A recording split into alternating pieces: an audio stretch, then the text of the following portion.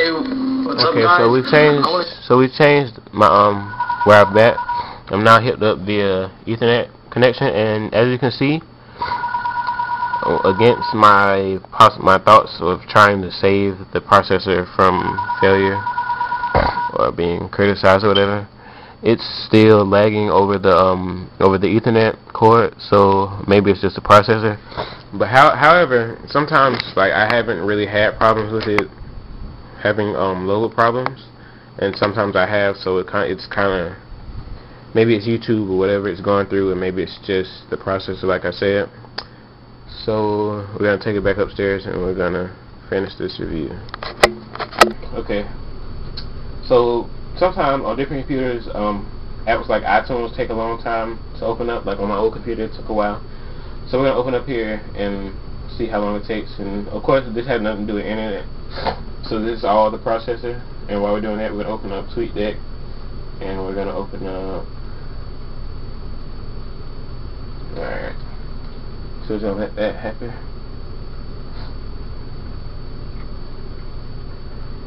Yeah, it's going a little slow here. No, iTunes kind of popped up on me at the bottom, so I didn't really pay attention to that, but yeah, it'll be in the video. Well, let me see.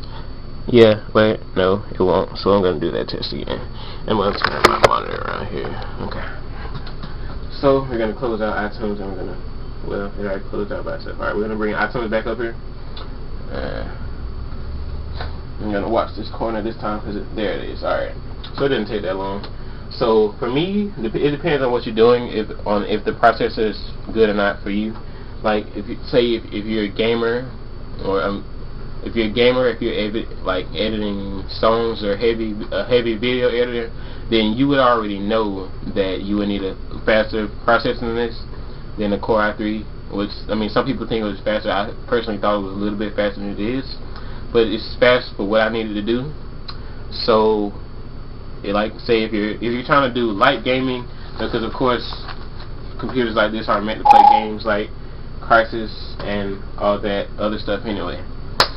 So light gamers may be able to use this. Like I played Plants vs Zombies on it and not had any problems, and it looked pretty nice. And of course this is the 720p screen, and it looks pretty nice showing whatever it does. Right now I have it on lower brightness. Like at full brightness, it looks beautiful. I mean, all the pictures, like the preloaded pictures that it comes with, look flawless. I mean now it just sounds like I'm trying to boost it up, and so I'm gonna go to the next thing, which is the keyboard. Now, I put enough people like to test the keyboard to see if it's flexed. So I put enough pressure on every inch of this keyboard, and it doesn't flex at all. I mean, it doesn't even bend. It just goes down a little bit. And now typing with this keyboard is, I just put in a random post on TweetDeck. Anyway, typing with this keyboard is lovely. I mean, I haven't had any problems typing on it. It feels good. You get a nice, not loud click, but you get a nice little silent click. I'm gonna back that up before I put a tweet out. But you get a nice little silent click, and you'll be able to know that you're typing. And if you mess up, you can go back and just hit anything, and it's not bad at all. One problem that I did have with it is that the arrow keys over here. I'm gonna bring this over. Okay. So the arrow keys right here, they're pretty kind of in a cramped spot. So sometimes I'll find myself trying to hit the left arrow key and end up hitting this, so I have to look for the arrow keys.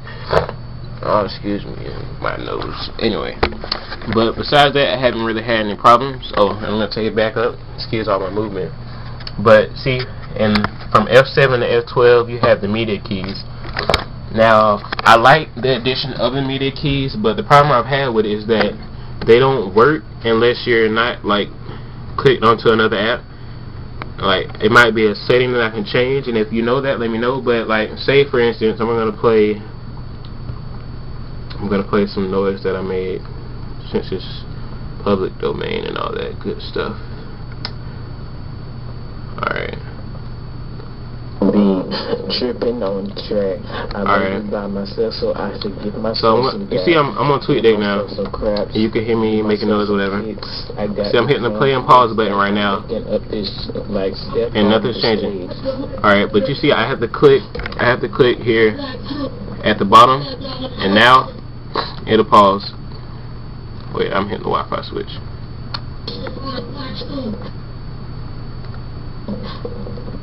But if I'm clicked onto an app, it won't work.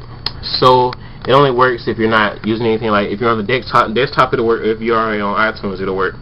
So that's one problem I've had with it. And besides that, it's nothing else. And as you know, to use any of the normal F keys, you would have to use the FN key at the bottom here, and then use it. Like for instance, I'm going to do Alt F4 to try to close this out, and Alt F4, and you see Twitter still up, and it's just the brightness control.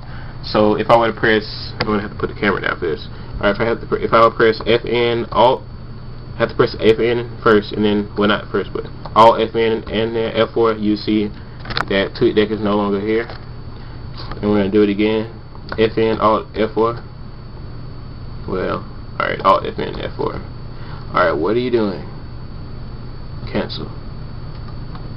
Alright. So that's the only problem. Like, it's not a problem for me because I don't really use hotkeys like that. I would just use it the normal way. So we're gonna move on. Well, first we're gonna change the. We're gonna talk about the trackpad real quick, and then we're gonna touch on the next subject. So the trackpad is actually a multi-touch trackpad. So I'm gonna bring up Chrome again so you can see it. While I'm doing that, the buttons, the left and right click are pretty nice. They go in when you press them, and they have that same little nice little quiet click that the keys have. And the only problem I've had with the trackpad is that sometimes I would like have my one hand like actually leaning on it, and I would end up like zooming in and out with the multi-touch. I don't know if you can see that right now, so I'm gonna bring it up. And yeah. Alright. So hopefully you can see it zooming in with the, yeah, there you go. Alright. You can see it zooming in with multi-touch and zooming out. And basically that's the only thing that I've ended up using it for. So the next thing we're going to talk about is heat. And one day, like, I noticed that after constant back-to-back use, listening to music, watching YouTube videos, typing, going on the internet, using Wi-Fi, all that stuff, it got pretty hot. Not unbearably hot as you couldn't use on your lap, but it got pretty hot. So, and all the heat is really on the left side of the laptop, and all the heat is usually on the bottom. The top doesn't usually get that hot. So people, I know some people said that the armrest, well, the palm rest, excuse me, were pretty hot at points, but I haven't really had problems with that, and the palm rest has not ever gotten warm for me.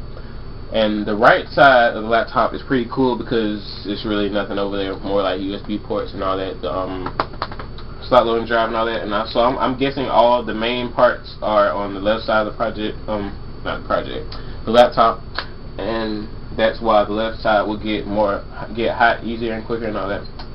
So that's about it. I mean, oh, we're gonna talk about the last thing we're gonna talk about is fingerprints on the top. Which is horrible. For one word sentence, is horrible. I mean, the top, you might not be able to see it in a little bit. You can see it. Alright. So you can see that the top, this is the glossy black chain link version. And actually, black chain link looks pretty good before the fingerprints anyway. And okay, so quickly while I'm editing this video on the Dell Studio here on the new Windows Media Player for Windows 7, I'd like to ask that at the end of this video you actually comment on the video, because I know some unboxing I got ratings without comments. So can you comment on stuff that I could do better? I know I need to shorten the length of the review. And we're gonna go ahead and end this here. So one thing I noticed that the processor, I was watching another video, and it's actually not that bad of a Wi-Fi. Using 360p, didn't have that much problem with it. So I don't know, it may have been just a situation at that time it wasn't working out too well. So the processor, it varies at different times. So I don't understand that, but anyway, this is it, and thank you for watching. Goodbye.